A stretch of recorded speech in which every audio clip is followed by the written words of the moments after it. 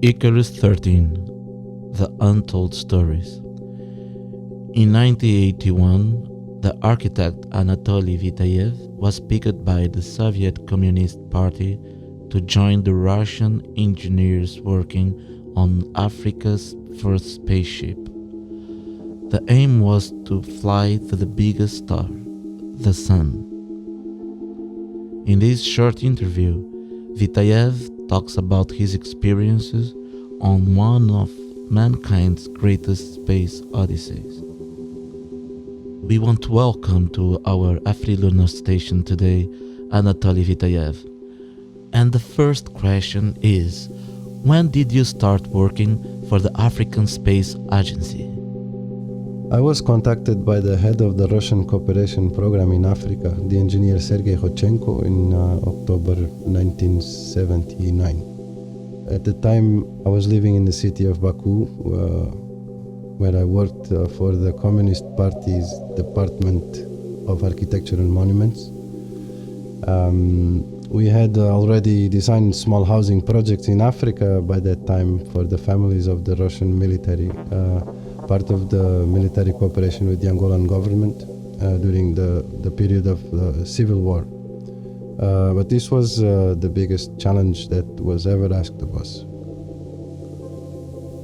In a country which was facing a devastating civil war, wouldn't developing a space program have been seen as an unnecessary distraction within the more conservative ranks of the Communist Party? The creation of the African Space Agency was a clear and legitimate attempt to include Africa in the space race during the Cold War years, an objective which to a certain extent was seen as a celebration of the independence of a continent that had been hunted for many years by colonial oppression. The space program would represent the elevation of its true human potential and a way of capitalizing on the African continent's abundant material resources. Besides that, reaching the Sun would have been the most daring project ever conceived. And when we realized that Luanda had already taken big strides forward towards this objective, the former Soviet Union, which was immersed in a ferocious rivalry with the West, certainly wouldn't have wanted to miss the opportunity. Why the importance of getting the Department of Architecture and Monuments involved in a space program? Given the great instability and insecurity and the existence of armed conflict throughout the continent, it was extremely important to maintain maximum privacy and confidentiality, chiefly in the embryonic stage of the program. Secrecy was the key to its success. It was necessary using architecture to find the best solution for hiding any movement or clues to the program's existence. The chance of sabotage would have been disastrous given the project's grand scale and the time and resources already invested. So what was the strategy exactly? As I imagine it must have been a major challenge to keep a project of this size concealed. The death of Angola's first president in Moscow was seen as the ideal opportunity to build a spaceship, as it meant we could build a public monument with a very different purpose. The supposed construction of a mausoleum removed any kind of suspicion, and this became one of the key features to keep the work on the Icarus 13 spaceship secret. It was at this point that the Department of Architecture and Monuments became hugely important in the success of the space program in Africa. And a kind of red square was built to house all the buildings involved in this space program. We know that Icarus 13 spaceship ceased to be used as a mausoleum and was a cultural center for a few years. Was this a radical change planned in the original design? The end of the Cold War and the collapse of the communist apparatus also brought the end of an historical and political period marked by cooperation between the former USSR and Africa. But the autonomous nature of the African space program meant that even without our support, it would continue. And in the end, it turned out to be one of humankind's biggest achievements ever. However, it would have been difficult to maintain the story that it was just a mausoleum. And it would have been complicated for the Angolans to preserve the body of the first president. They would have needed to be given information that we always controlled perfectly. With the end of our cooperation, the body was buried.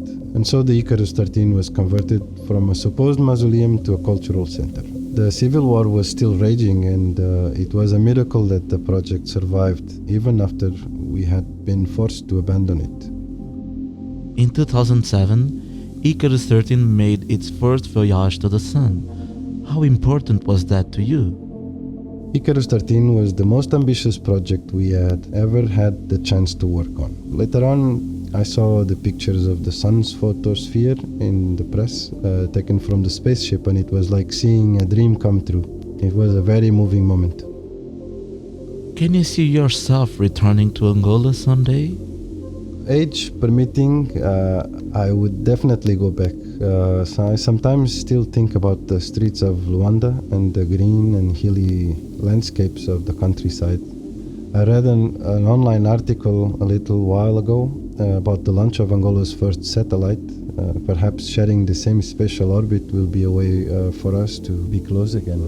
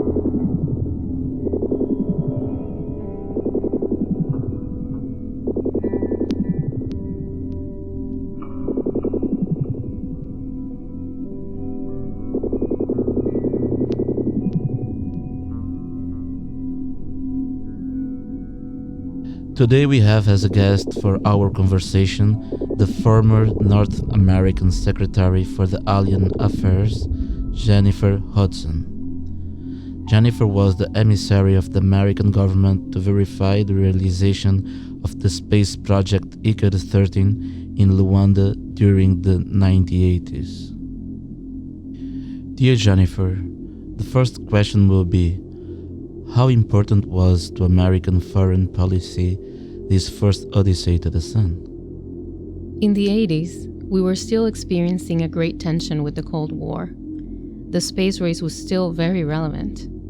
At that time, our most daring project was the discovery of Mars. But once we learned of the involvement of Soviet scientists on Icarus 13, it was clear that we needed to keep a close eye on this mission to the largest of all stars, the Sun. What was the impression of the secret services on their first trip to Luanda? Well, our intelligence teams were well aware that this would be one of the most complex espionage missions ever launched. It was very difficult, though, to get permission for the team to enter Angola. But pressure from Washington was huge. What the team saw in Luanda was incredible. Despite the high secrecy of the Icarus 13 mission, our intelligence was able to quickly find evidence of how ambitious the Space Odyssey project was. How was this project seen in the American political cycle? There was an extremely divided opinion. There were many who did not believe that a third world country would be able to carry out such a risky mission, and that it would require the use of advanced technology. It was laughable. However, we could not run the risk of being completely ignorant about what was happening in Luanda. Angola is an extremely rich country in natural resources, and in alliance with the Soviets, the chances that this project would become real were very high. Was an intervention of American troops in Angolan territory ever considered? Well, in the early 1980s, the United States was still traumatized by the experience in Vietnam. The social pressure was still lingering. It was very strong. And with the new legislation, there was no way that we could interfere with our troops. We had our hands tied. So we could only count on the support of allies like South Africa and the Congo. Later on, rumors indicated that on the part of NASA, there was a great discontent when the first expedition to the Sun was finally carried out in 2007. What was the impact on the American scientific community? The conquest of the Sun, that has always been an utopia for American scientists. The fact that Icarus 13 could be possible never occurred to these scientists, even in their wildest dreams, traveling to the Sun at night. There was a feeling of great frustration at the time for the scientific community linked to NASA. Again, a third world country to have achieved this feat throughout decades of work and an incalculable amount of money invested in the conquest of space. Have you had the opportunity to visit Luanda? Oh no, I never had the opportunity to visit Luanda. Never had the opportunity to go to Africa, unfortunately. I've only been to Egypt. But I hope one day to be able to visit the Space Research, the base in Luanda. It would make me the envy of all American scientists.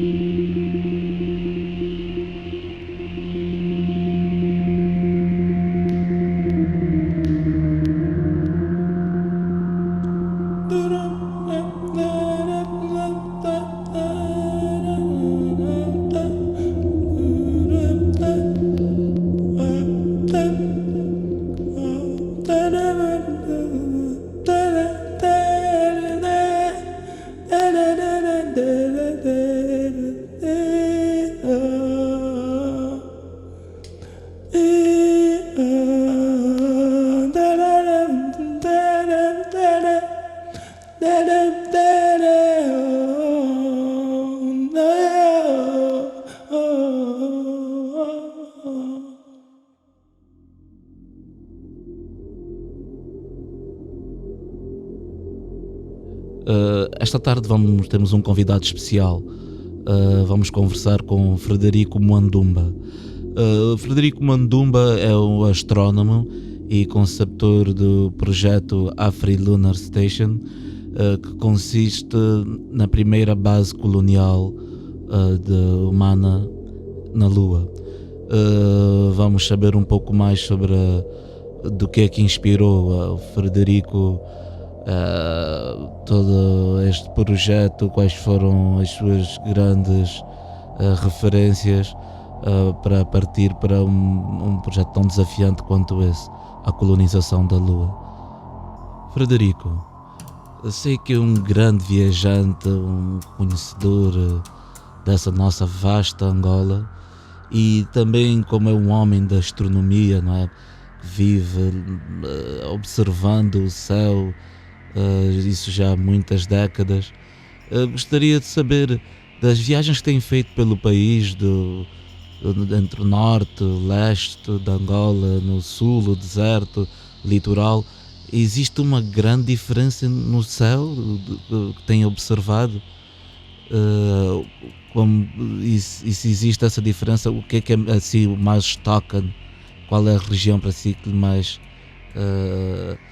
significativa no seu trabalho de observação dos astros?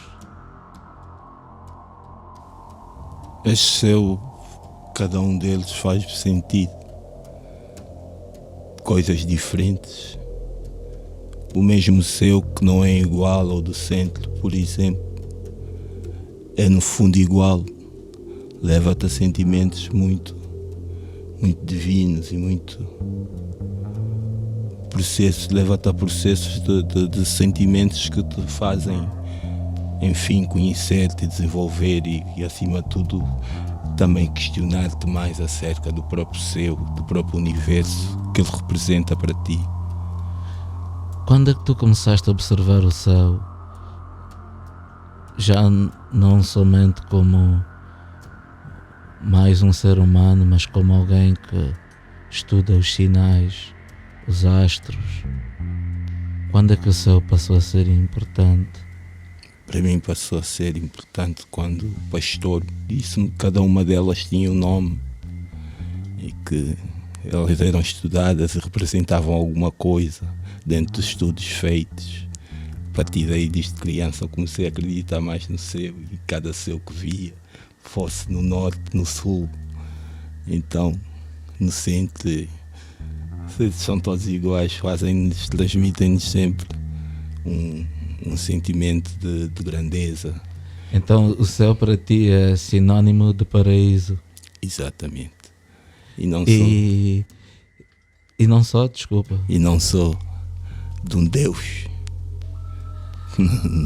Esse Deus podia ser uma nave espacial?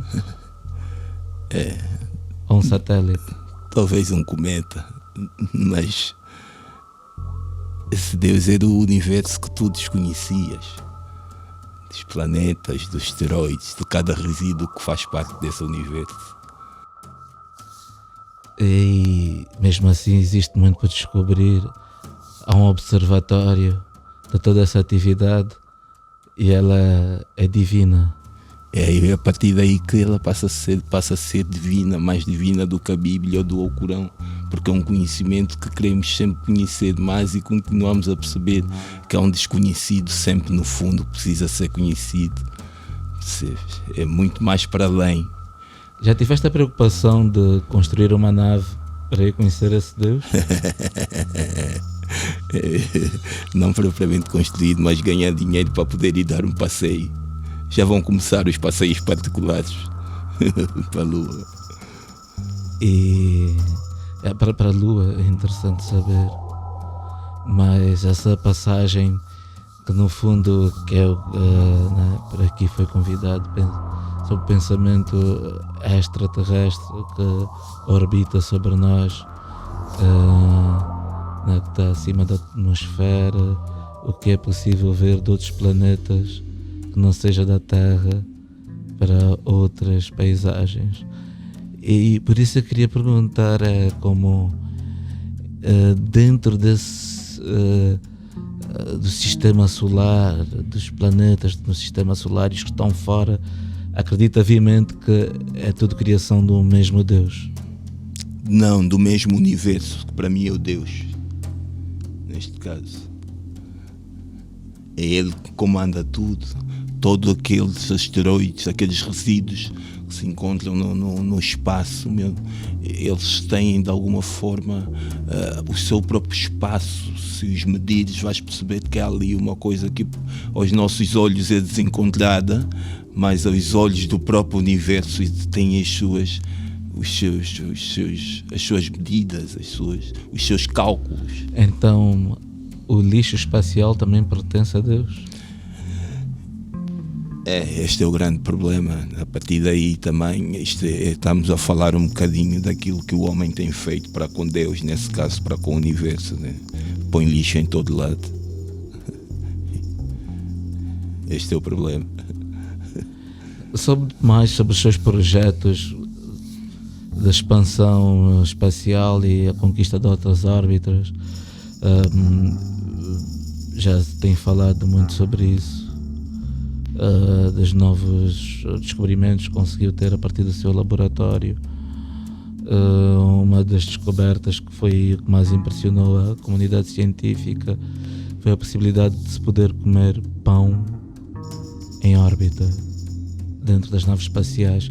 Podia explicar mais sobre esse trabalho que fez, científico, do pão nas naves? É maravilhoso, mas é acima de tudo também estafante, mas há normalmente uma grande equipa, um grande trabalho de equipa no espaço, e que as pessoas não estão só ali a trabalhar, mas também têm tempo para comer e até para divertir-se lá em cima. Portanto, a coisa fica mais leve, fica mais suave para um astronauta, mas acima de tudo é sempre um trabalho difícil de se fazer. Mas pronto, como disse há bocado, há ali também coisas maravilhosas para se ver, como é as vistas que temos e como estava mesmo a falar mas sei que isso foi todo um processo até poder chegar à condição sobre que hoje até já se sonha sobre a colonização da própria Lua, não é? Yeah. Hoje já que se fala sobre como vamos colonizar a Lua, e foi o que mais apreciei no seu projeto. Houve pessoas que disseram que também houve uma parte também ligada supersticiosa, não é? A magia negra. Isso foi importante para a concretização dessa primeira viagem à Lua? A uso de feitiço e outros? Não, isto são calúnias. Fui à Lua mesmo por mérito. Não usei magia negra, não me meti aí com feiticeiros. Isto são calúnias. Como sou um astronauta africano, as pessoas não acreditam que eu fui com capacidades próprias. Portanto, isto de eu ter ido ao Dobe Grande e isso que tenho estado a falar, é tudo mentira, para ser sincero. Realmente, porque no fundo continua a surpreender a própria comunidade científica, os seus feitos, não é? E com as limitações que tinha,